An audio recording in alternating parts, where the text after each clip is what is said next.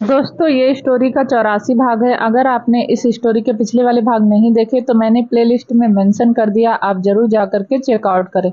झरना को देखकर दक्ष जोर जोर से हंस रहा था। झरना अभी भी बेहोश थी। झरना को हंसते हुए देखकर दक्ष नकुल की तरफ देख बोला, तुझे यह कहाँ मिली? तुम्हारा प्लान बी मैंने सुन लिया था, इसलिए जब हम सब फाइट कर रहे थे तभी मैंने कुछ आदमियों को भेजा। उनसे मैंने पहले ही कह दिया था और मेरे परिवार के किसी भी मेंबर को ले आओ और मेरे आदमी इसे ले आए। दक्ष नकुल की बात सुनकर हंसने लगा।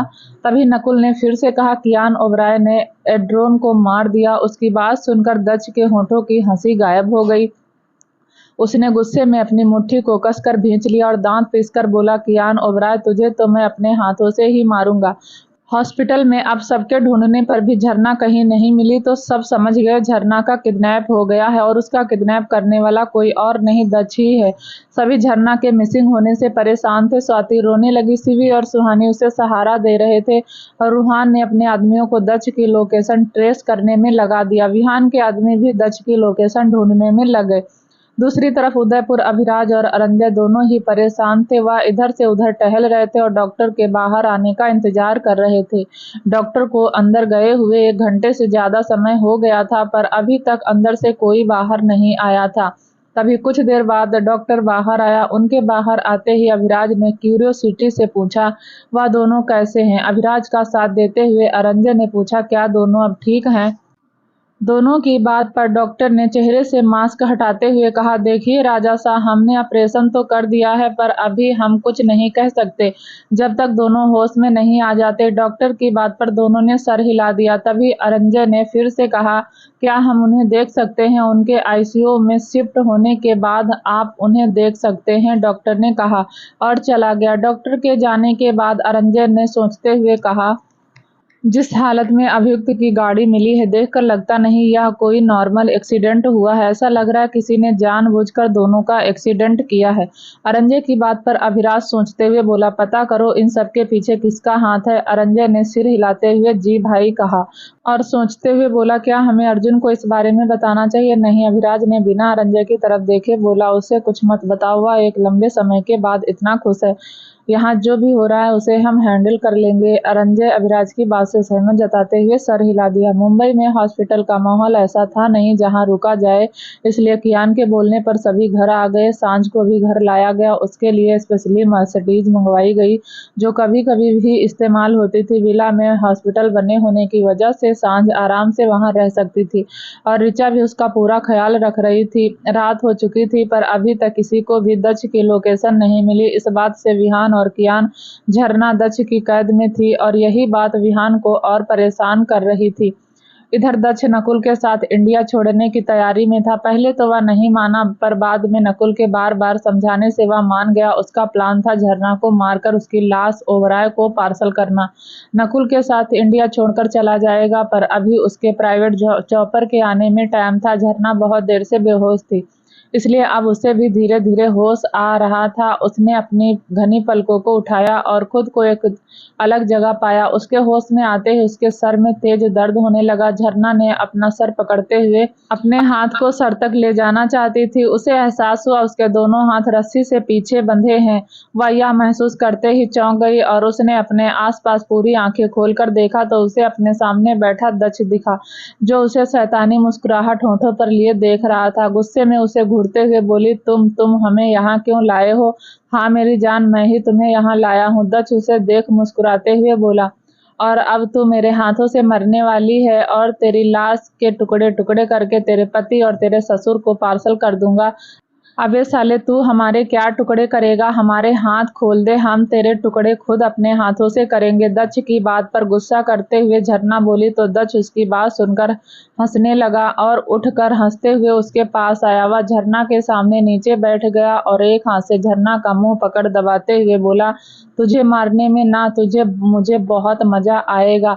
इतनी खूबसूरत लड़की को मारने में मुझे अच्छा तो नहीं लग रहा पर वह क्या है ना, तू ठहरी विहान ओबराय की बीवी, बस यही वजह है कि मैं तुझे और तड़पा तड़पा कर मारूंगा। झरना उसकी आंखों में देखते हुए उसकी बात सुन रही थी।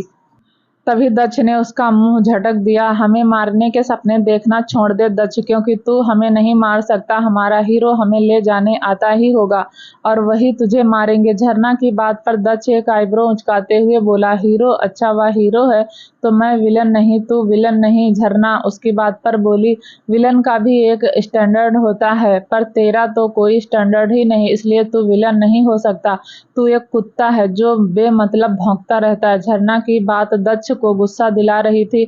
दक्ष ने झरना को घूरते हुए उसके चेहरे को पकड़ लिया और झरना की आंखों में देख बोला, मैं कुत्ता हूं ना? तो देख अब यह कुत्ता क्या करता है तेरे साथ। मैं तेरी वोटी वोटी नोच कर खा जाऊंगा।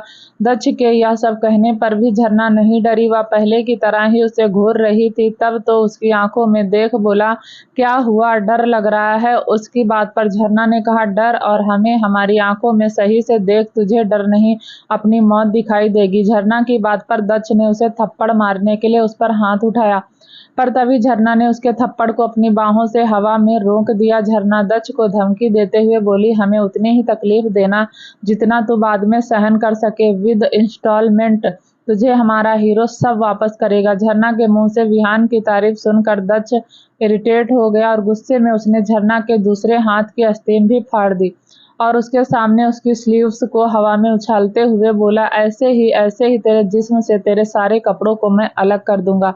बोलते हुए वह होठों को टेढ़ा कर मुस्कुराया, पर अब झरना उसे घूरे जा रही थी, ऐसे जैसे वह अपनी आंखों से ही उसे शूट कर देगी। दक्ष उसके पास से हट गया और जोर जोर से हंसने लगा। फिर झरना को देखते हुए बोला, नकुल, वाइन की बोतल ला। उसके कहने पर नकुल 4-5 वाइन की बोतल ले आया। दक्ष ने एक बोतल खोली और उसके अंदर भरी वाइन को झरना के ऊपर डालने लगा। दक्ष ने एक एक कर सारी बोतलें झरना के ऊपर खाली कर दी। झरना वाइन से नहा चुकी थी। उसके कपड़े भीग कर उसके शरीर से चिपक गए थे। झरना गहरी गहरी सांस लेते हुए दक्ष को घूर रही थी। उसने दक्ष को घूरते हुए मन ही मन खुद से कहा, मरेगा तू, साले कुत्ते की मौत मरेगा। दक्ष उसके पास आया और उसके ऊपर कपड़ा फेंक कर बोला, ले चेंज कर ले, अभी तू मेरे टाइप की नहीं, इसे पहनने के बाद शायद तुम मेरे टाइप की थोड़ी बहुत बन जाए। झरना ने उन कपड़ों को देखा, वह बहुत छोटे थे, उन्हें पहनना ना पहनना बराबर ही था। झरना ने गुस्से में अपनी मुट्ठी भींच ली। दक्ष ने उसके हाथ की रस्सी खोल दी और उसके पैर की भी। दक्ष उसे देखकर हंस रहा था। उसकी हंसी झरना को गुस्से से पागल कर रही थी। उसका मन हो रहा था वह दक्ष को एक मुक्का मारकर सारे दांत तोड़ दे। झरना ने उन कपड़ों को उठाया और उसे दक्ष के मुंह पर फेंक दिया। दक्ष ने उन कपड़ों को कैच किया और झरना को देखकर बोला, अगर तू चाहती थी तुझे यह कपड़े मैं पहना दूं तो सीधे सीधे बोल देती, नौटंकी करने की क्या जरूरत थी मेरी जान। दक्ष की बात पर झरना बोली, हम क्या चाहते हैं या तुझे हम अभी बताते हैं। इतना बोलकर उसने साइड पड़े डंडे को उठाया और दक्ष को उस डंडे से पीटने लगी। दक्ष डंडे के वार से बचते हुए बोला, क्या कर रही है पागल लड़की, मुझे मारना बंद कर वरना तुझे बहुत बुरी मौत दूंगा। झरना उसके बोलने से भी नहीं रुकी और उसे मारती रही। तभी दक्ष ने जोर से चिल्लाते हुए नकुल को आवाज दी, नकुल, नकुल। उसकी आवाज सुनकर नकुल जल्दी से कुछ आदमियों के साथ वहां आ गया। उसने झरना को पीछे से पकड़ा और उसके आदमियों ने झरना के हाथ से डंडा छीना। दक्ष झरना से मार खाकर गहरी सांस ले रहा था और झरना को देखते ही उसके ऊपर लटकते हुए बोला, तेरी तो मैं। इतना बोलकर वह उसे थप्पड़ मारने लगा, पर तभी उसे अपने हाथ में तेज दर्द महसूस हुआ। दक्ष ने थप्पड़ मारने के लिए ऊपर उठे अपने हाथ की तरफ देखा तो उसके हाथ से खून निकल रहा था। यह देखकर वह डर गया। उसने अपना हाथ देखा तो उसके हाथ के बीचों बीच एक गोली लगी हुई थी। यह देखकर उसकी आंखों में दर्द करने लगा। उसने चारों तरफ नजरें दौड़ाई पर उसे कोई नहीं दिखा। जब यहाँ कोई नहीं है तब यह गोली किसने चलाई, मुझ पर? दक्ष चिल्लाते हुए बोला। उसकी बात पर झरना मुस्कुराते हुए बोली, तेरे बाप ने चलाई। झरना की बात पर उसने फिर झरना को थप्पड़ मारने के लिए दूसरा हाथ उठाया। तभी उसके दूसरे हाथ में भी गोली सेम जगह आकर लगी। अब दक्ष से दर्द बर्दाश्त नहीं हो रहा था, इसलिए अब वह चिल्लाने लगा। वह जोर जोर से चिल्लाया जा रहा था। दक्ष चिल्लाते हुए बोला, साले कहाँ छुपा है, सामने क्यों नहीं आता? बोलते हुए दक्ष पीछे मुड़ा तो उसे अपने सामने विहान और रूहान खड़े मिले। दक्ष दोनों को देखकर घूरने लगा। दक्ष की आंखों में गुस्सा भरा था और वह दोनों को खा जाने वाली नजरों से देख रहा था। तो वहीं झरना दोनों को देखकर मुस्कुराने लगी। उसने दोनों को देखते हुए कहा, हमने कहा था ना तेरी मौत आ रही है। अगर हमारी बात मानकर चले जाते तो जिंदा बच जाते, पर अब तू तो सीधा ऊपर ही जाएगा। झरना की बात पर दक्ष उसे घूरने लगा, पर तभी रूहान ने कहा, हमें आने में देर तो नहीं हुई ना? नहीं भाई, आपकी टाइमिंग एकदम परफेक्ट है। देर तो इस गधे को हो गई। बोलते हुए झरना हंसने लगी। तभी झरना की हंसी से चिढ़कर दक्ष उसे मारने को हुआ तो उसके हाथ को विहान और रूहान दोनों ने ही एक साथ पकड़ लिया। विहान गुस्से में इधर से उधर टहल रहा था और अच्छत एक कॉल का वेट कर रहा था। तभी रूहान उसके पास आया और उसे देखते हुए बोला, चल। इतना बोलकर वह आगे बढ़ गया। विहान समझ गया रूहान को पता चल गया है दक्ष कहाँ छुपा है।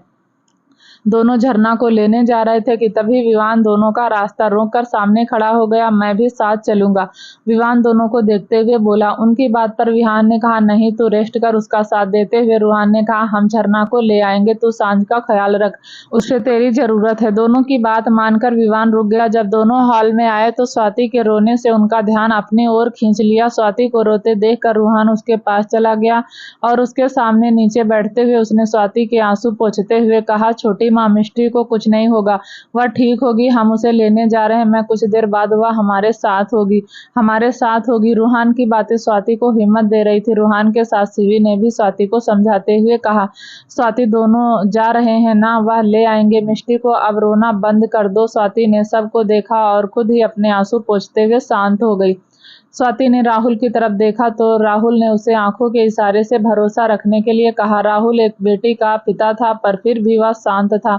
उसे दोनों पर भरोसा था। वह जानता था दोनों उसकी मिस्ट्री को ले आएंगे। रूहान और विहान चले गए। रूहान को उसके इन्फॉर्मर ने दक्ष की लाइव लोकेशन शेयर की थी।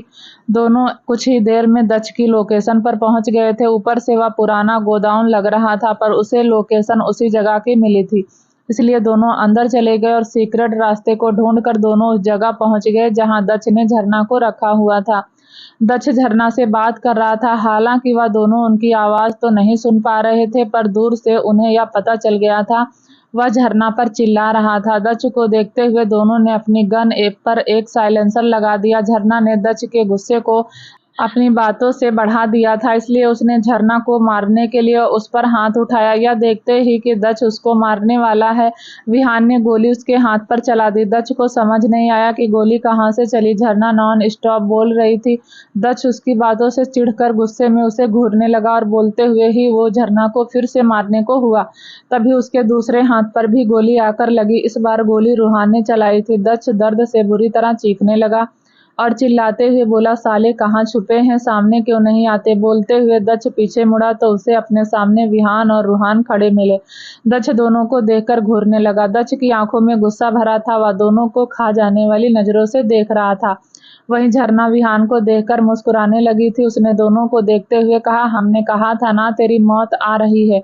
अगर हमारी बात मानकर चले जाते तो शायद जिंदा बच जाते, पर अब तू तो सीधा ऊपर ही जाएगा। झरना की बात पर दक्ष उसको घूरने लगा पर तभी रूहान ने कहा, हमें आने में देर तो नहीं हुई। नहीं भाई, आपकी टाइमिंग एकदम करेक्ट है, देर तो इस गधे को हो गई हमारी बात समझने में। झरना हंसते हुए बोली और दक्ष की तरफ देखने लगी। तभी दक्ष उनसे अपना हाथ छुड़ाने लगा पर वह अपनी सारी ताकत लगाने के बाद भी दोनों से अपना हाथ नहीं छुड़ा पाया। नकुल सारे आदमियों के साथ मिलकर दोनों को पीछे से पकड़ते हुए उसे अपनी तरफ खींचते हुए दक्ष से दूर कर रहे थे, पर दोनों ने एक सेकंड के लिए भी दक्ष के हाथ पर अपनी पकड़ को ढीला नहीं किया। दक्ष के हाथ में अब तेज दर्द होने लगा था और वह दर्द से उसका चेहरा लाल पड़ गया था। विहान और रूहान दोनों ही अपने कुरियल रूप में थे। दोनों के गुस्से की वजह झरना थी। दरअसल दोनों ने ही झरना के फटे हुए कपड़े देख लिए थे, इसलिए उन दोनों को दक्ष पर और गुस्सा आ गया था। इसलिए वह इतनी बेरहमी से दक्ष को अपने हाथों में जकड़े खड़े थे। कुछ ही सेकंड में दक्ष के हाथ से अजीब आवाज आने लगी। वह आवाज हड्डी टूटने की थी। दोनों ने उस हाथ की हड्डी को तोड़ दिया था। हड्डी टूटते ही दोनों ने उसका हाथ छोड़ दिया। दक्ष अपने उस हाथ को दूसरे हाथ से पकड़ता इधर दोनों पीछे मुड़कर उन लोगों को देखने लगे जो उन्हें पकड़े खड़े थे। वह सभी रूहान को मारने को हुए, पर रूहान भी रेहान की तरह एक फाइटर था, इसलिए उसने उन्हें आसानी से हैंडल कर लिया। नकुल जैसे ही विहान को मारने को हुआ, विहान ने उसका हाथ पकड़ मोड़ते हुए दूसरा हाथ से एक पंच उसके मुंह पर मारा। नकुल पीछे हो गया। उसने अपने मुंह पर हाथ लगाया तो उसकी नाक से खून निकल रहा था। अपनी नाक से खून बहते देखकर नकुल तिलमिला उठा और विहान को मारने के लिए फिर से आगे बढ़ा। पर इस बार भी विहान ने उसे अपने हाथों से उठा लिया और उसे उठाकर पटक दिया। नकुल बुरी तरह चीखा। दक्ष सबको लड़ते हुए देख रहा था। वह दोनों को अपने आदमियों पर भारी पड़ते देखकर भागने लगा। वह उन्हें देखते हुए पीछे हट रहा था और जैसे ही भागने के लिए मुड़ा, झरना उसके सामने आकर उसका रास्ता रोके खड़ी थी। उसके हाथ में वही डंडा था जिससे वह दक्ष को थोड़ी देर पहले पीट रही थी। झरना उसे घूरते हुए बोली, तुझे क्या लगा तू यहाँ से भाग जाएगा? अरे हम तुझे भागने देंगे तब ना तू यहाँ से भागेगा। बोलते हुए वह उसे मारने लगी। दक्ष उससे बचने की कोशिश कर रहा था पर झरना उसे मारे जा रही थी। साले तूने हमें छुआ, हम तेरी हड्डियों का ऐसा चूरमा बनाएंगे ना, चील कौवे भी तुझे खाने की जगह शरबत बनाकर पी जाएंगे। झरना गुस्से में दांत पीसते हुए बोले जा रही थी।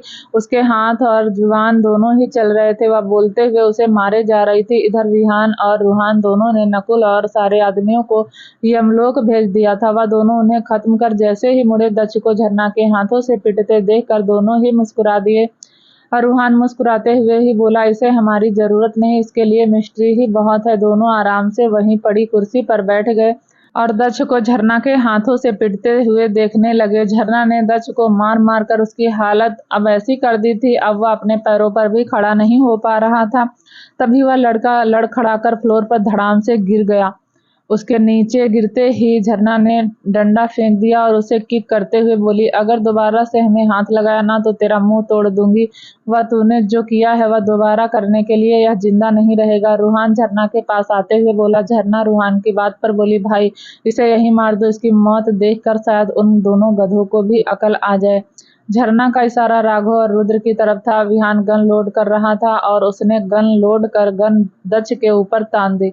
दक्ष गन देखकर हंसते हुए बोला, मुझे मारने के बाद तू बहुत पछताएगा भाई, तुझे छोड़ेंगे नहीं। अबे तू किसकी धमकी दे रहा है? उस राघव की जो आज यहाँ कल वहाँ परसों कहीं और एक जगह तो टिकता नहीं हुआ। उसे तो मारने से इतना डर लगता है, मरने के डर से इधर से उधर भागता रहता है। रूहान की बातें राघव की इंसल्ट कर रही थी। दक्ष रूहान को घूर कर देख रहा था। रूहान उसे खुद को घूरते देखकर बोला, देख ले अच्छे से, मरने से पहले आखिरी बार इस हैंडसम चेहरे को देख ले। मरने के बाद नर्क में सिर्फ नर्क दूत ही देखने को मिलेंगे। रूहान की बात पर झरना हंसने लगी। विहान ने दोनों को देखते हुए कहा, तुम दोनों का हो गया या अभी कुछ और भी कहना है? झरना ने सर हिला दिया। रूहान ने कंधे उचका दिए। रूहान ने झरना को कंधे पर हाथ रखा और उसे अपने साथ ले जाते हुए बोला, हम इसका बाहर वेट करते हैं। बोलते हुए दोनों बाहर जाने लगे। तेरे लिए मैं पिज्जा लाया हूँ, तेरा फेवरेट फ्लेवर, तुझे भूख लगी होगी ना? रूहान की बात पर झरना खुश होते हुए बोली, सच्ची भाई पिज्जा, हमें बहुत भूख लगी थी, इस कमीने ने तो हमें खाना भी नहीं दिया। झरना पेट पर हाथ लगाते हुए बोली। दोनों भाई बहन ऐसे ही बातें करते हुए चले गए। उन दोनों के वहां से निकलते विहान दक्ष को देखकर बोला, आज तेरी बारी है, पर तुझे ज्यादा इंतजार नहीं कराऊंगा, बहुत जल्द उन दोनों को भी तेरे पास भेज दूंगा। अपनी बात पूरी कर विहान ने दक्ष के सीने में सारी गोलियां डाल दी। दूसरी तरफ उदयपुर में रात के 12 बजे अभियुक्त को होश आया। उसने होश में आते ही अमूल्या को ढूंढा और उसका नाम लेकर उसे पुकारने लगा। उसके पास बैठी नर्स उसे होश में आते देखकर डॉक्टर को बुला लाई। डॉक्टर उसे चेक करने लगा। डॉक्टर के साथ साथ अभिराज और अरंजय भी अंदर आ गए। अभियुक्त दोनों को देखकर जल्दी से बोला, राजा साहब अमूल्या कहाँ है? क्या वह ठीक है? वह अभी भी बेहोश है, डॉक्टर का कहना है उसे कल सुबह तक होश आ जाएगा। क्या तुम ठीक हो? अभिराज के पूछने पर अभियुक्त उसके सवालों को इग्नोर कर बोला, राजा साहब वह हमें मारना चाहता है। अभियुक्त की बात पर अरंजय और अभिराज दोनों उसे हैरानी से देखने लगे और अभिराज ने उसे देखते हुए कहा, कौन हमें मारना चाहता है? अभिराज के पूछने पर अभियुक्त ने कहा, सरकार। सरकार? अभिराज और अरंजय दोनों ने एक साथ कहा, पर यह सरकार कौन है? वह दोनों ही इस नाम को पहली बार सुन रहे थे। अभियुक्त ने उन्हें सब बता दिया जो भी उसने सुना था। दोनों भाइयों को अब समझ नहीं आ रहा था अब यह उनका नया दुश्मन कौन आ गया जो उनसे उनका राज छीनना चाहता है। दोनों सरकार के बारे में सोचने लगे। मुंबई में विहान दक्ष को खत्म कर बाहर आया तो रूहान और झरना को देखकर उन्हें अजीब तरह देखने लगा। रूहान और झरना दोनों ही गाड़ी के बोनट पर बैठे पिज्जा खा रहे थे। बच्चों की तरह साथ में दोनों अपनी बातों में मगन थे, इसलिए दोनों को ही विहान के वहां आने के बारे में पता ही नहीं चला। विहान ने देखा दोनों पूरा पिज्जा खा चुके थे। उसने दोनों को देखकर मन ही मन खुद से कहा, कितने सेल्फिश हैं दोनों, मेरे बारे में सोचा ही नहीं। विहान दोनों के सामने जाकर हाथ बांधकर खड़ा हो गया और दोनों को घूरने लगा। दोनों ने अपने सामने खड़े विहान को देखा जो उन्हें घूर रहा था। उसे देखकर दोनों ने एक दूसरे को देखा और विहान को इग्नोर कर अपना पिज्जा खत्म करने लगे। दोनों ऐसे रिएक्ट कर रहे थे जैसे विहान वहां एग्जिस्ट ही नहीं करता हो। तभी विहान ने अपनी गन निकाली और उनके सामने शो करते हुए गन पर हाथ फेरते हुए बोला, अभी इसमें 2 बुलेट और हैं। विहान की बात सुनकर दोनों ने एक दूसरे को देखा और फटाफट से पिज्जा अपने मुंह में ठूंसते हुए गाड़ी के अंदर जाकर बैठ लिए। गर्ल्स गैंग सांझ को घेर कर बैठी थी और अपनी बातों से सांझ को एंटरटेन कर रही थी, पर सांझ को सभी की बातें इरिटेट कर रही थी। उसकी आंखों के सामने सब थे सिवाय झरना के। झरना को ना देखकर वह सब पर चिल्लाते हुए बोली, मुझे कोई बताएगा या झरना कहाँ है? हमें हॉस्पिटल से आए हुए कितने घंटे हो गए, पर झरना मुझसे अभी तक मिलने नहीं आई। ना ही वह हॉस्पिटल में थी, ना वह यहाँ है। कोई बताएगा झरना कहाँ है? सांझ बहुत गुस्से में लग रही थी। ऋचा ने उसे समझाते हुए कहा, सांझ प्लीज तुम शांत हो जाओ, अभी तुम्हारी हेल्थ सही नहीं है और इस तरह तुम्हारा चिल्लाना तुम्हें कमजोर कर देगा। तो बताओ ना झरना कहाँ है? मैं नहीं चिल्लाऊंगी, सांझ ने शांत आवाज में कहा। ऋचा उसकी बात पर अपने हाथ को आपस में रगड़ने लगी। उसे समझ नहीं आ रहा था वह सांझ को कैसे झरना के किडनैप के बारे में बताए। सांझ को निगेटिव फीलिंग आ रही थी। उसे भी यही लग रहा था झरना को कुछ हो गया, शायद इसलिए सब उससे छुपा रहे हैं। सांझ ने झील की तरफ देखकर कहा, झील मुझे बताओ झरना कहाँ है? वह ठीक तो है ना? झील उसकी बात पर सोचने लगी। वह बताना नहीं चाहती थी कि झरना का किडनैप हो गया, पर उसे बताना पड़ा क्योंकि बार बार जिद करने लगी थी। झील घबराहट में अटकते हुए बोली, वह सांझ ना, वह झरना। झरना? सांझ, झील प्लीज सही से बताओ झरना कहाँ है? सांझ ने फिर पूछा। तभी झील जल्दी से बोली, वह झरना यहाँ। उसने अभी इतना कहा ही था कि तभी उसकी बात को बीच में काटते हुए झरना अंदर आते हुए बोली, हम यहाँ हैं। झरना की आवाज सुनकर सभी उसकी ओर देखने लगे। झरना को देखकर वह सभी खुश हो गई और तभी झरना सांझ के पास आते हुए बोली, हमें नहीं पता था हम थोड़ी देर के लिए गायब रहेंगे तो तुम हमें इतना मिस करोगी। बोलते हुए झरना सांझ के गले लग गई। सांझ ने भी उसे गले लगाया और उसे शिकायत भरी नजरों से देखते हुए बोली, तुम कहाँ थी? अब तक मैंने तुम्हें कितना मिस किया। सबसे तुम्हारे बारे में पूछा भी पर किसी ने नहीं बताया। तुम कहाँ गई हो? हमारे बारे में तुम्हें कोई कैसे बताता जब किसी को पता ही नहीं था हम कहाँ गए थे? झरना ने सबको देखते हुए कहा और एक आंख दबा दी। पर तुम थी कहाँ? सांझ ने फिर से सवाल किया। हम तुम्हारे लिए फ्रेश जूस लेने गए थे, पर हमें कहीं भी फ्रेश जूस नहीं मिला, इसलिए हम दूसरी शॉप पर चले गए, पर वहां भी नहीं मिला। हम तब तक अलग अलग शॉप पर जाते रहे जब तक हमें तुम्हारे लिए फ्रेश जूस नहीं मिल गया और फाइनली हमें एक शॉप पर जूस मिल ही गया। अब तुम इसे जल्दी जल्दी फटाफट खत्म करो, बहुत मेहनत लगी हमें इसे ढूंढने में। झरना की बात पर सभी मंद मंद हंस रही थी तो वही कंफ्यूजन में उसे देख रही थी। उसे समझ नहीं आ रहा था झरना की बात पर वह यकीन करे या नहीं। कोई सिर्फ जूस के लिए इतनी देर तक कैसे भटक सकता? तभी उसे याद आया स्वाति ने भी तो उससे यही कहा था। झरना के हाथों में पकड़े जूस को देखकर उसने धीरे से सर हिला दिया और उसके हाथ से जूस लेकर पीने लगी। झरना ने सांझ से अपने किडनैपिंग का सच छुपा लिया था। अगर वह उसे अपने किडनैपिंग का सच बताती तो उसे हॉस्पिटल में हुए दक्ष के हमले के बारे में ही बताना पड़ता। सांझ सब जानने के बाद परेशान हो जाती, इसलिए झरना ने भी सबकी तरह उससे सच छुपा लिया। सांझ से मिलकर वह बाहर आई तो स्वाति उसके सामने खड़ी थी। झरना स्वाति के गले लग गई। आई मिस यू माँ, झरना उससे लिपटे हुए ही बोली। स्वाति ने उसका सर हिलाते हुए कहा, तू ठीक है ना? हाँ माँ, हम ठीक हैं, झरना उससे अलग होते हुए बोली। तभी वहां राहुल आ गया और उसने भी झरना को गले लगा लिया। वह झरना को गले लगाए हुए ही स्वाति से बोला, मैंने कहा था ना मेरी मिस्ट्री को कुछ नहीं होगा, वह बहुत स्ट्रांग है। हाँ पापा, हम बहुत स्ट्रांग है। उस दक्ष के बच्चे की हमने जमकर पिटाई की है। झरना की बात पर राहुल हंसने लगा। झरना सबसे मिलकर जब अपने रूम में आई तो विहान को काउच पर बैठे देखकर वो रुक गई। उसने एक पैर को दूसरे पैर पर चढ़ाया हुआ था और दोनों हाथ फैलाए बैठा था। उसकी दोनों काली आंखें झरना को घूर रही थी। झरना ने विहान की आंखों को देखकर अपने दाएं बाएं देखा तो वहां सिर्फ वह अकेली खड़ी थी। वह समझ गई विहान उसे ही देख रहा है। विहान की मुट्ठी कस गई। झरना को देखकर झरना खुद से मन ही मन बोली, झरना बेटा आज तो तेरी लग गई। यह हीरो तुझे विलन की तरह क्यों घूर रहा है? कहीं यह हमें अपनी इन क्यूट आंखों से सूट ना कर दे। जरा बचकर झरना रहना, इससे पहले कि यह हीरो हम पर बम की तरह फट पड़े। यहाँ से भाग जाओ। झरना खुद से बातें कर वो जाने के लिए मुड़ी, तभी विहान की ठंडी आवाज उसके कानों में पड़ी, मेरे पास आओ। झरना उसकी आवाज सुनकर रुक गई और उसे डरी डरी नजरों से देखते हुए उसे जबरदस्ती की स्माइल देने लगी। वह एक एक कदम इतना संभल कर रख रही थी जैसे फ्लोर पर डायनामाइट बिछी हो। झरना विहान के सामने आकर खड़ी हो गई। विहान ने उसे देखते हुए उसका हाथ पकड़ उसे अपनी तरफ खींचा। विहान के ऐसे खींचने से झरना उसके ऊपर गिरते हुए उसने अपने दोनों हाथ को विहान के कंधे पर टिका दिया और उसकी आंखों में देखने लगी। विहान ने एक हाथ से उसकी कमर को पकड़ लिया और उसकी आंखों में देखते हुए बोला, तुम दक्ष तक कैसे पहुंची? विहान के सवाल पर झरना उसकी आंखों में देखते हुए बोली, हम खुद नहीं गए। वह माँ ने हमें सांझ के लिए फ्रेश जूस लाने के लिए कहा था। हम वही लेने जा रहे थे, पर पता नहीं कहां से हमारे सामने दो मोटे मोटे जंगली भालू जैसे आदमी आकर खड़े हो गए। जब तक हमें कुछ समझ आता तब तक उन्होंने हमारे मुंह पर स्प्रे कर दिया। हमें लगा यह कोई परफ्यूम है जो मार्केट में नया आया, इसलिए हमने उसकी स्मेल ले ली और तभी हमारा सर भारी। उसके बाद पता नहीं क्या हुआ। जब हमारी आंखें खुली तब हमारे सामने वह गधे का बच्चा दक्ष था। झरना की बातों पर विहान उसे ऐसे देख रहा था जैसे वह कितनी बड़ी बेवकूफ हो। उसने क्लोरोफॉर्म को सेंट समझकर शामिल कर लिया।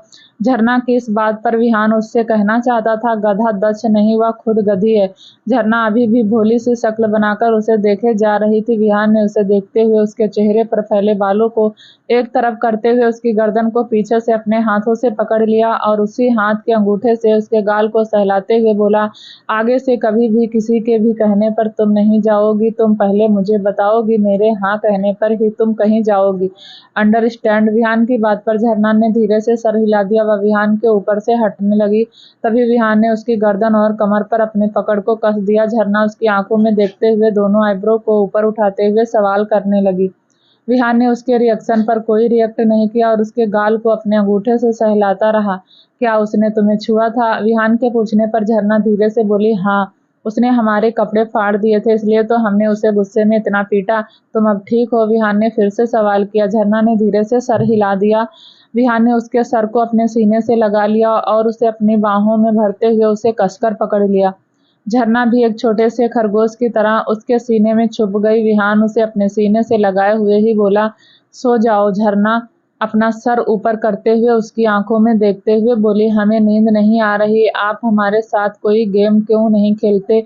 झरना की बात पर विहान उसे आईब्रो उठाते हुए बोला, अच्छा, तुम्हें गेम खेलना है? झरना ने सर हिला दिया।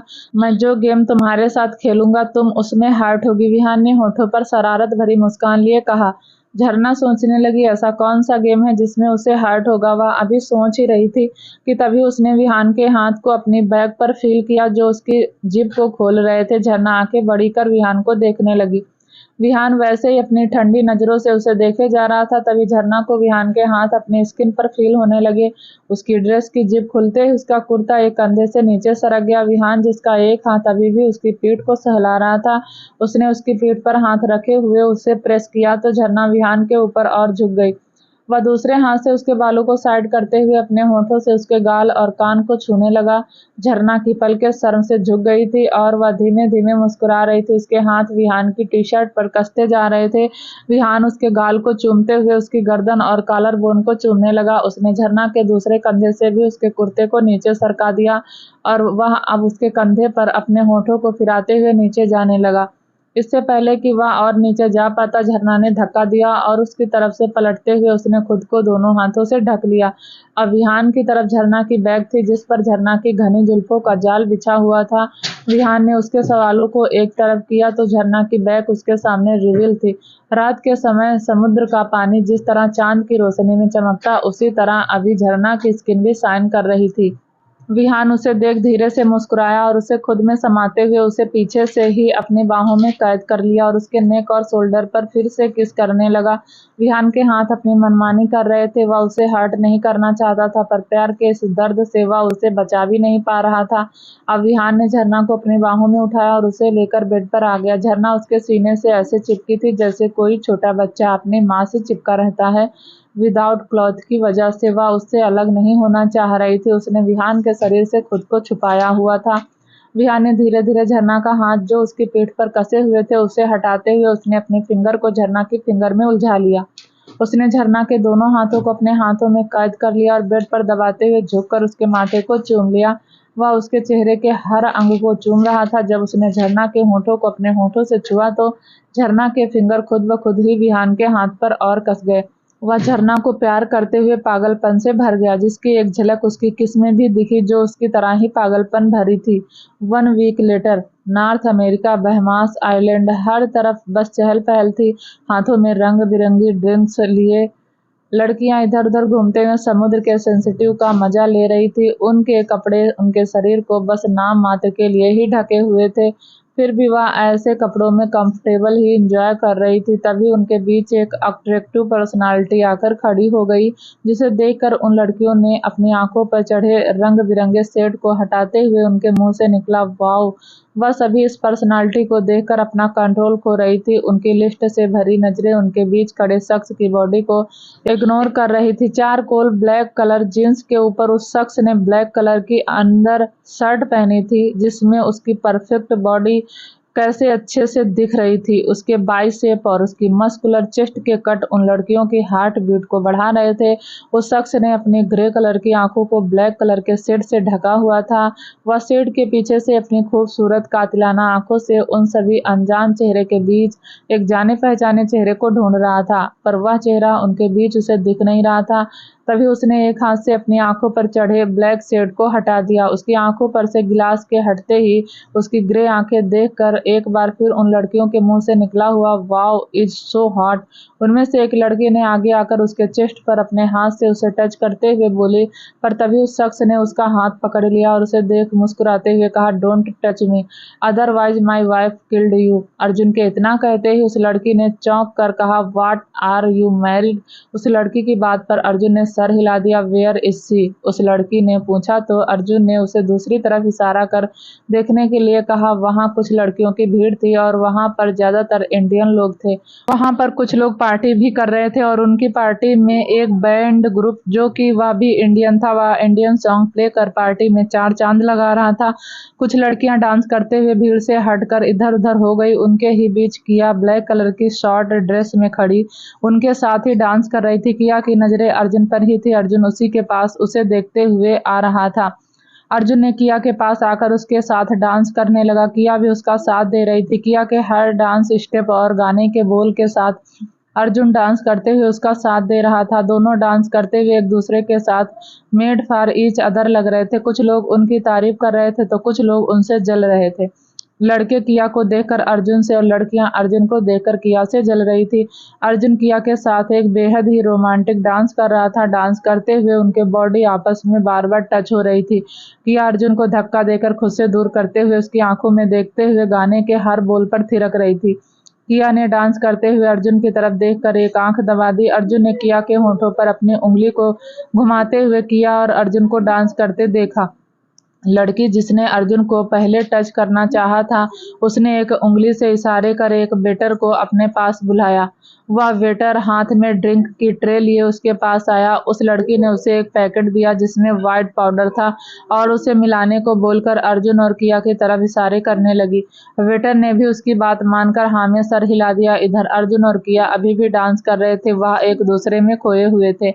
गाना खत्म होते ही किया ने अर्जुन के गले में बाहें डालकर उसके गले से लटकते हुए अर्जुन के चेस्ट पर सर रखते हुए बोली, आई एम टायर्ड नाउ, हम अब और यहाँ नहीं रह सकते, प्लीज हमें रूम में ले चलिए। बोलते हुए किया ने ऐसे रिएक्ट किया जिससे वह बेहोश होने वाली हो। अर्जुन ने उसे अपनी बाहों में संभाल लिया। वह जैसे ही कुछ बोलने को हुआ तभी वहां वही वेटर आ गया जिसे उस लड़की ने एक सफेद पाउडर वाला पैकेट दिया था। उस वेटर के हाथ की पकड़ी ट्रे में सिर्फ एक ही ड्रिंक का ग्लास था। अर्जुन ने उसे ड्रिंक के ग्लास को ले लिया। उसने जैसे ही ड्रिंक का ग्लास अपने होठों से लगाया, वैसे ही किया ने उसके हाथ से उस ग्लास को ले लिया और अपने होठों से लगाकर पीने लगी। उसने एक ही बार में पूरा गिलास खाली कर दिया और गिलास को वेटर की ट्रे में रखते हुए बोली, इस एनर्जी ड्रिंक की सबसे ज्यादा जरूरत हमें थी, because I am so tired. बोलते हुए वह वापस अपना सर अर्जुन के सीने पर रख उसके सहारे खड़ी हो गई। उस लड़की ने दूर से ही यह सब देखा था। उसने गुस्से और फ्रस्ट्रेशन में अपने हाथ में पकड़ी वाइन के गिलास को फेंक दिया। और पैर पटकते हुए चली गई। अर्जुन ने आइलैंड के पास के ही एक होटल में अपना रूम बुक किया हुआ था। वह किया को लेकर होटल आ गया। वह एलिवेटर से किया को अपने बाहों में उठाए निकला। किया अर्जुन की गर्दन पर अपने एक हाथ को लपेटे हुए थी और दूसरे हाथ को हवा में लहरा रही थी। वह धीरे धीरे हंस रही थी, पर अब उसकी हंसी तेज हो गई थी। उसने हंसते हुए अर्जुन से कहा, यह सब गोल गोल क्यों घूम रहा है? अर्जुन जी, क्या हमें भी तुम्हारी तरह चक्कर आ रहे हैं? किया की बातें अर्जुन को थोड़ी अटपटी लगी, पर उसने सोचा शायद आज वह ज्यादा ही थक गई है, इसलिए वह यह सब बोल रही है। अर्जुन किया को लेकर अपने रूम में आ गया। वह रूम एक वीआईपी स्वीट था, इसलिए काफी बड़ा और लग्जरियस था। उसने किया को बेड पर रखा और जाने के लिए मुड़ा। तभी किया ने उसका हाथ पकड़ रोक लिया। अर्जुन ने पीछे मुड़कर उसे देखा तो किया अपनी बार बार बंद होती आंखों से उसे देख रही थी। वह अर्जुन का हाथ पकड़ उसके हाथ के सहारे उठते हुए बैठ गई और मदहोशी भरी आवाज में बोली, आप कहाँ जा रहे हैं?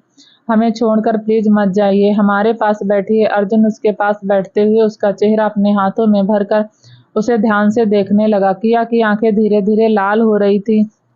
उसकी आंखों के कोने लाल पड़ चुके थे। अर्जुन समझ गया किया को कुछ तो हो रहा है। उसने उसकी आंखों में देखते हुए कहा, तुम ठीक हो? किया ने अपनी ड्रेस पर इधर उधर हाथ चलाते हुए अपनी ड्रेस की जिप ढूंढते हुए बोली, नहीं, हमें बहुत गर्मी लग रही है। वाट? अर्जुन चौंकते हुए बोला। अर्जुन को इस समय ठंड फील हो रही थी और उसके अपोजिट किया उससे बोल रही थी उसे गर्मी लग रही है। वह समझ गया जरूर किया को किसी ने ड्रग्स दिया है या फिर उसने खुद गलती से ले लिया है। आखिरी बार उसने एनर्जी ड्रिंक ली थी, वह समझ गया जरूर उसी ड्रिंक में ड्रग्स था। वह अभी सोच ही रहा था कि तभी किया उठकर उसकी गोद में बैठ गई। अर्जुन की चेस्ट से जैसे ही उसकी बैक टच हुई उसे सुकून मिलने लगा। अर्जुन का ठंडा शरीर उसकी हीट करती बॉडी पर ठंडक जैसा काम कर रहा था। किया अर्जुन की तरफ मुड़ते हुए उसके गले में बाहें डालकर उससे चिपकने लगी। अर्जुन ड्रग्स के साइड इफेक्ट जानता था, इसलिए वह किया की कंडीशन को समझ रहा था। उसे क्या चाहिए वह यह भी जानता था। वह किया को कैसे हैंडल कर सकता है वह यह भी जानता था। अर्जुन ने किया को खुद से जबरदस्ती दूर करते हुए खड़ा हुआ और उसने अपने अंदर शर्ट निकाल दी, जिसकी वजह से उसकी अपर बॉडी ओपन हो गई थी। किया फिर से उसके गले लग गई और उसकी गर्दन पर उसने अपने हाथ कसकर लपेट दिए। हालांकि वह खुद को रोकने की पूरी कोशिश कर रही थी, इसलिए उसके गले लगकर वह खड़ी रही, पर ज्यादा देर तक और वह खुद को रोक ना पाई। उसके हाथ अर्जुन के गर्दन और कंधे को सहलाने लगे। अर्जुन उसे रोक नहीं रहा था, वह उसे उसके मन की करने दे रहा था। वह जानता था अगर उसने किया को रोका तो वह रुकेगी नहीं, उसे हर्ट होगा, इसलिए वह शांत खड़ा था और इस समय वह किया के लिए एंटीडोज का काम कर रहा था।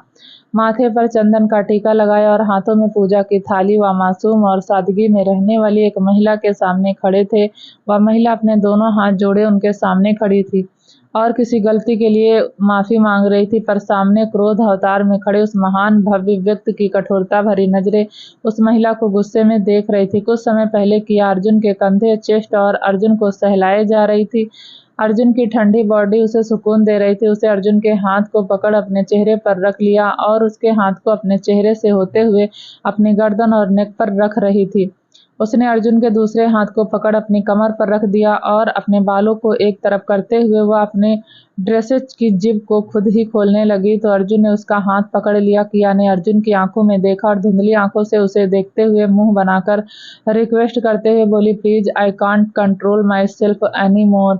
अर्जुन किया के चेहरे को दोनों हाथों से पकड़ उसके और नजदीक होकर उसकी आंखों में देखते हुए बोला, आई नो, बट यह मेरा काम है। अपनी बात पूरी करते हुए अर्जुन ने किया को कमर से पकड़ ऊपर उठाया तो किया ने अपने दोनों पैर अर्जुन की कमर पर बांध दिए। अर्जुन ने उसकी आंखों में देखते हुए अपने एक हाथ को उसकी बैक पर ले गया और उसकी ड्रेस की जिप को खोलने लगा, पर तभी किया ने अपने गर्म होठों को अर्जुन के ठंडे होठों पर रख दिया। उसे सुकून मिल रहा था। अर्जुन को किस करते हुए किया पैशनेट हो गई थी। अर्जुन भी उसकी किस में इन्वॉल्व होकर उसे किस बैक कर रहा था। अर्जुन ने इस बीच किया की ड्रेस की जिप खोल दी थी। उसके जिप खोलते ही किया की ड्रेस आगे की तरफ लटक गई, जिसे किया खुद से अलग करने की बार बार कोशिश करने लगी, पर तभी अर्जुन ने उसके हाथों को अपने हाथों में गिरफ्तार कर लिया और उसे लेकर बेड पर आ गया। वह बेड पर बैठते हुए पीछे की तरफ झुकते हुए लेट गया। किया के दोनों हाथ अभी अर्जुन के हाथों में ही थे। तभी अर्जुन ने किया के एक हाथ को अपने चेहरे पर रख लिया। किया उसे किस करते हुए अर्जुन के चेहरे को सहलाने लगी। अर्जुन अपने एक हाथ से किया की बैक को सहला रहा था, जिससे किया को रिलीफ मिल रहा था। अर्जुन ने खुद ही उसकी जिभ को उससे अलग कर दिया और किया को अपने बाहों में भरते हुए पलटकर उसके ऊपर आते हुए उसने ऊपर से किया के हाथों में जकड़ लिया। वह किया को काम डाउन कर रहा था। वह बहुत ही यूनिक तरीके से किया को हैंडल कर रहा था। वह नहीं चाहता था वह किया को हर्ट करे, इसलिए वह उसे अपने तरीके से हैंडल कर रहा था। उसने अपने प्यार से किया की तकलीफ को कम कर दिया। अब वह नॉर्मल रिएक्ट कर रही थी। किया ने प्यार से अर्जुन के गाल को सहलाया और उसकी आंखों में देखते हुए बोली, थैंक यू अर्जुन। उसकी बात पर धीरे से मुस्कुराया और उसके माथे को चूमते हुए उसे अपनी बाहों में कसकर भरते हुए कहा, सो जाओ। किया ने भी धीरे से मुस्कुराते हुए अपनी आंखें बंद कर ली। वह अर्जुन के सीने में अपना चेहरा छुपाकर सोने लगी। दूसरी तरफ ऑस्ट्रेलिया में दक्ष और नकुल की मौत ने राघव को पागल जानवर बना दिया था। अब वह किसी भी तरह सबको खत्म करना चाहता था, इसलिए वह रुद्र की शादी कनिष्का के साथ जल्द से जल्द करवाना चाहता था ताकि उसकी ताकत और बढ़ जाए। जोरावर के आदमी और जोरावर दोनों ही उसके लिए काम करने लगे। राघव ने रुद्र की शादी कल ही करवा रहा था और उसने इस शादी की यह सारी तैयारियां कर ली थी। सीना जो समय के साथ अब बदल गई थी, वह राघवेंद्र को राघव बनते देखकर दुखी थी। वह नहीं चाहती थी राघवेंद्र के साथ भी वही हो जो राघव के साथ हुआ था। उसने एक आखिरी कोशिश करते हुए राघवेंद्र को समझाते हुए कहा, तुम जो करने जा रहे हो राघव, उसे करने से पहले एक बार और सोच लो। बोलते हुए सीना उसके पास बैठ गई। तभी सीना की बात पर राघव अपनी जगह से उठ खड़ा हुआ और कुछ कदम चलकर रुक गया। सीना की तरफ अपनी पीठ किए बोला, अगर आप यह सोच कर आई हैं मैं जो चाहता हूँ उसे करने से आप मुझे रोक देंगी तो गलत सोचती हैं आप। मैं उनसे अपना बदला लेकर रहूंगा। पर राघव, अभी सीना ने इतना ही कहा था कि तभी उसे बीच में रोकते हुए राघव बोला, नहीं, मैं उस कियान ओबराय को मारे बिना नहीं मरूंगा, इसलिए मेरी चिंता आपको करने की जरूरत नहीं है। सीना उठकर उसके पास चली गई और राघव के कंधे पर हाथ रखकर उसे अपनी तरफ घुमाते हुए उसकी आंखों में देखकर बोली, मैं अब तुम्हारे लिए ही जी रही हूँ राघव, मुझे तुम्हारी परवाह है। मेरी तरह एक बार तुम भी कोशिश करो सब भुलाने की, तुम्हें सुकून मिलेगा। सब भूलकर एक नई जिंदगी की शुरुआत करने की कोशिश करो मेरे बच्चे। उसने बोलते हुए राघव का गाल थपथपाया। राघव सीना की आंखों में देख उसकी बातों का जवाब देते हुए बोला, सुकून। बोलते हुए वह हंसा और हंसते हुए आगे बोला, आपको सुकून भले ही सब भूल कर मिला हो, पर मुझे सुकून सिर्फ उसे मारकर मिलेगा। मेरी यह बेचैनी तब तक दूर नहीं होगी जब तक उसकी सांसें चलेंगी। माँ, उसकी सांसों के टूटते ही मुझे सुकून मिलेगा। उस कियान ओबराय को तो मरना होगा। वह नहीं होता तो आज कहानी कुछ और ही होती। इन सब की वजह सिर्फ वही है और मैं उसे मारकर अपने डैड की मौत का बदला लूंगा। उसे मरना होगा माँ, उसे मरना होगा। राघव गुस्से से सीना की आंखों में देखते हुए दांत पीसते हुए बोला और अपनी पूरी बात बोल कर चला गया। सीना उसे जाते हुए देखती रह गई। उसने सोचा भी नहीं था राघव के अंदर इतनी नफरत भरी होगी। आज कियान के लिए उसकी नफरत उसका जुनून बन जाएगी। सीना दरवाजे को देखते हुए बोली, जहां से अभी अभी राघव बाहर गया था। मुझे तुम्हारी फिक्र हो रही राघव। तुम जिसे मारने की बात कह रहे हो उसे मारने वाले सभी मर चुके हैं। उसे जो भी मारने गया वह खुद मर गया। मैं तुम्हें खोना नहीं चाहती पर तुम्हें मरते हुए देख भी नहीं सकती। मैं तुम्हारी माँ हूँ राघव, मैंने तुम्हें जन्म दिया है। तुम्हारे मरने पर सबसे ज्यादा बुरा सिर्फ मुझे ही लगेगा। North America, Bahamas island. Arjun की आंख बार बार अपने फोन के वाइब्रेट होने से खुली, पर तुरंत ही उसने अपनी आंखों को फिर से बंद कर लिया और आंखें बंद किए हुए ही फोन लेते हुए कॉल रिसीव कर फोन अपने कान पर लगा लिया। दूसरी तरफ से किसी ने कुछ कहा तो अर्जुन झटके से उठकर बैठ गया। अब उसकी आंखें पूरी खुल चुकी थी। चेहरे पर एक अलग ही भाव था जिसे शब्दों में बयां करना थोड़ा मुश्किल था। गुस्सा, दर्द और गिल्ट के मिले जुले भाव से वह फोन के दूसरी तरफ बोल रहे शख्स की सारी बातें सुन रहा था। उससे बात कर अर्जुन ने अपना फोन गुस्से में फ्लोर पर पटक दिया। फोन कई टुकड़ों में बिखर गया। फोन के टूटते ही आवाज सुनकर किया की भी आंखें खुल गई। उसने अर्जुन को बैठे देखा। अर्जुन के चेहरे के भाव एकदम कठोर थे। किया उसके कोल्ड एक्सप्रेशन को देखकर बोली, क्या हुआ, आप ठीक हैं? अर्जुन ने बिना उसकी तरफ देखे उसकी बातों का जवाब देते हुए कहा, किया right now we are going to India. अचानक से इंडिया जाने वाली बात सुनकर उसकी भौहें तन गई, पर उसने मौके की नजाकत को समझते हुए कुछ नहीं कहा और जल्दी से रेडी होने चली गई। कुछ ही देर बाद वह दोनों एयरपोर्ट पर थे। अर्जुन के चेहरे के ऐसे भाव देखकर किया की हिम्मत नहीं हो रही थी वह उससे कुछ पूछ सके, बस वह बार बार तिरछी नजरों से उसे देख रही थी। तभी फ्लाइट की अनाउंसमेंट हुई और दोनों ही उठकर चले गए। एक लंबा सफर तय करने के बाद दोनों ही इंडिया पहुंच गए। वह लोग मुंबई छत्रपति शिवाजी इंटरनेशनल एयरपोर्ट पर थे। किया का मन तो हुआ कि अपने घर चली जाए, पर हालात को देखकर वह अर्जुन के साथ ही रही। कुछ देर बाद उनकी दूसरी फ्लाइट की अनाउंसमेंट हुई, जो कि जयपुर की थी, और दोनों एक बार फिर फ्लाइट में बैठ गए। अर्जुन को बहुत गुस्सा आ रहा था, खुद पर खुद को ऐसे तैसे कंट्रोल किए बैठा था। 1 घंटे बाद वह दोनों जयपुर एयरपोर्ट पर पहुंच गए थे। एयरपोर्ट से बाहर आते ही उन्हें लेने एक कार पहले से ही आकर खड़ी थी। अर्जुन ने गाड़ी में बैठते ही ड्राइवर से कहा, जल्दी चलो। उसकी आवाज में भी कठोरता थी। ड्राइवर ने जी कुंवर सा कहा और गाड़ी तेज चलाने लगा। कुछ ही देर बाद गाड़ी एक बड़े से हॉस्पिटल के सामने आकर रुकी। अर्जुन बाहर आया और तेजी से किया के साथ अंदर चला गया। हॉस्पिटल में उसके लोगों का सख्त पहरा था। उसके कदम आईसीयू के बाहर जाकर रुके। आईसीयू के बाहर सभी खड़े थे। चित्रलेखा और लावण्या की आंखों में आंसू भरे थे। अमूल्य और लच्छी दोनों को संभाल रही थी। अरंजे और अभियुक्त दोनों ही दीवार से लगकर खड़े थे। किया इस नजारे को देखकर हैरान रह गई और समझने की कोशिश कर रही थी कि तभी अर्जुन ने अरंजे से कहा, काका साहब, पापा कैसे हैं? अरंजे उदास मन से बोला, उन्हें अभी होश नहीं आया। डॉक्टर का कहना है अगर 12 घंटे बाद भी उन्हें होश नहीं आता तो वह कोमा में चले जाएंगे। और अरंजे की बात सुनकर अर्जुन को धक्का लगा। किया भी हैरान रह गई। वह चित्रलेखा के पास जाकर उसके गले लग गई। अर्जुन अभियुक्त के पास गया और उसकी आंखों में देखते हुए बोला, कैसे कैसे हुआ, या किसने किया, या हमें उसका नाम बताओ। अभी अर्जुन के गुस्से से उसकी आंखें जल रही थी। उसकी आंखों से निकलती आग की लपटों को अभियुक्त अपने चेहरे पर महसूस कर रहा था। अर्जुन को देखकर, उसके गुस्से को देखकर अभियुक्त के भी पसीने छूट गए। उसने अर्जुन से नजरें हटाई और कहना शुरू किया, 1 हफ्ते पहले जब हम और अमूल्या आपको एयरपोर्ट छोड़कर आ रहे थे, रास्ते में हमारा एक्सीडेंट हो गया और वहीं हमें पता चला वह लोग हमें जान से मरवाना चाहते थे। और तभी हमें पता चला इन सब के पीछे सरकार है। हमने यह बात राजा साहब को बता दी। अभियुक्त अभी बोल ही रहा था कि तभी अरंजा जी ने कहा।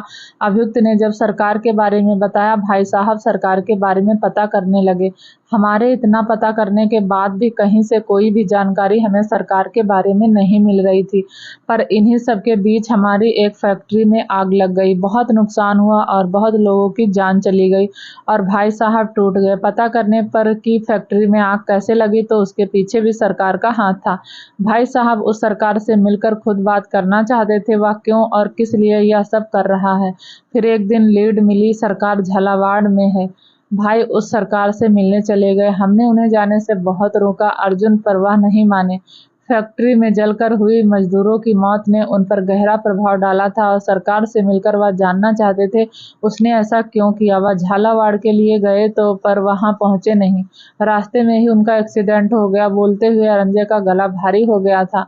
दर्द की झलक उसके चेहरे पर दिख रही थी। अर्जुन सारी बातें सुनकर उसने गुस्से में अपनी मुट्ठी को कसकर बंद किया तो उसके हाथों की नसें उभर गई। उसने गुस्से में दांत पीसते हुए एक नाम लिया, सरकार। उसकी आवाज में सरकार के लिए बेइंतहा नफरत भरी थी। मुंबई में विला के बाहर ढेर सारी कार खड़ी थी और अंदर काफी सभी फटाफट तैयारी में लगे थे। कियान और रेहान दोनों ही स्वाति और शिवी के साथ मेंशन जा रहे थे। अधिराज और शिवन्या के लिए वह मेंशन में पूजा कर रहे थे। साथ ही कायरो और शिवन्या दोनों की बरसी थी। विवान और विहान दोनों का ही मन नहीं था उन्हें जाने देने का, पर बात उनके दादा दादी की थी इसलिए दोनों ही मान गए थे कि उनके साथ राहुल और शिवा भी जा रहे थे। अर्पित आशी के साथ वापस कैलिफोर्निया चला गया था। आर्यन भी उसके साथ ही जाने वाला था।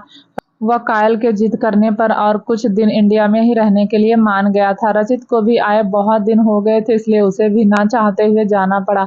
उन सबके जाते ही विला खाली खाली सा लग रहा था। कुछ दिन तक तो किसी को अच्छा ही नहीं लग रहा था। हर रोज उन बड़ों की गपशप और रेहान का ऋत्विक को चीट करना उन्हें बड़ा याद आता था। वह बहुत मिस करने लगे थे सभी को।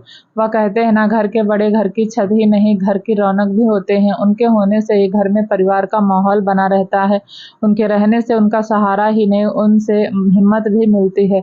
उनका साथ हर परेशानियों से लड़ जाने के लिए हमें मजबूत बनाता है। शायद इसीलिए तो माता पिता को भगवान ने भगवान का दर्जा दिया। एक लंबी जिंदगी बिताने के बाद विवान और विहान दोनों को ही कियान और सुहानी का साथ और प्यार मिला था। उनके खालीपन को सांझ और झरना धीरे धीरे भरने की कोशिश कर रही थी तो वहीं ऋचा भी एक ऐसी ही कोशिश में लगी थी और वह एक छोटे बच्चे की तरह रूहान को संभाल रही थी। रूहान भी सभी को बहुत मिस कर रहा था। रोज का उसका एक ही रूटीन बन गया था, ऑफिस से घर, घर से ऑफिस। रूहान अब उदास रहता था। यह बात ऋचा ने नोटिस कर ली थी, इसलिए अब वह उसका ख्याल और अच्छे से रखने लगी थी।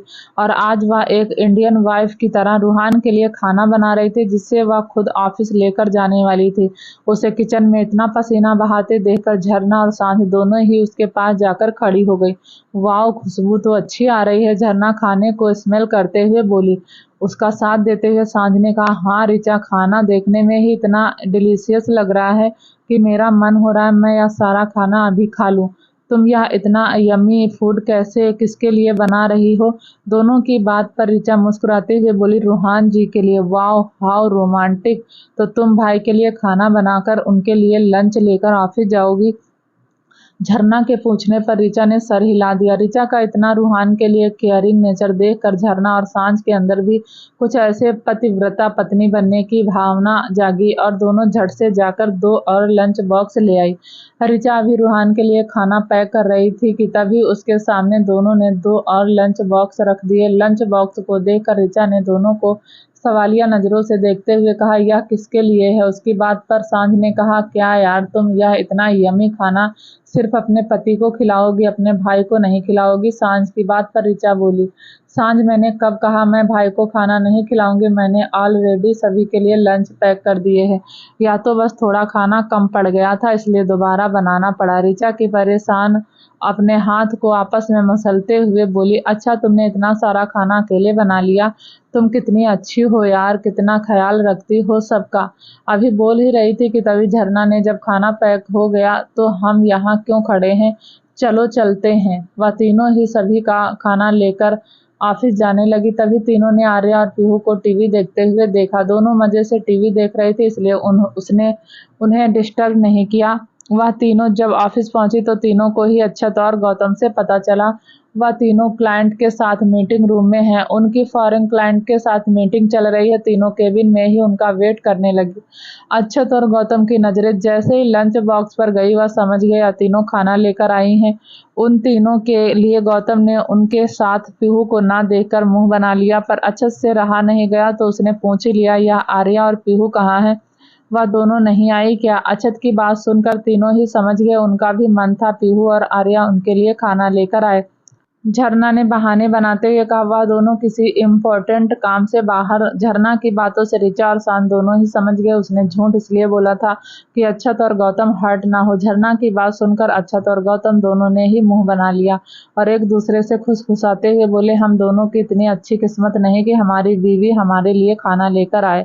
हाँ, सही कहा। अक्षत भी गौतम का साथ देते हुए बोला, उन्हें हमसे ज्यादा अपना काम इम्पोर्टेंट लगा। तीनों को इंतजार करते आधे घंटे से ज्यादा हो गया था और तीनों का ही पेशेंस अब धीरे धीरे जवाब दे रहा था। तीनों गुस्से में लाल पीली हो गई थी। झरना ने अक्षत की तरफ देखकर कहा, यह मीटिंग कब से चल रही है? उसकी बात पर अक्षत टाइम देखते हुए बोला, पिछले 1 घंटे से।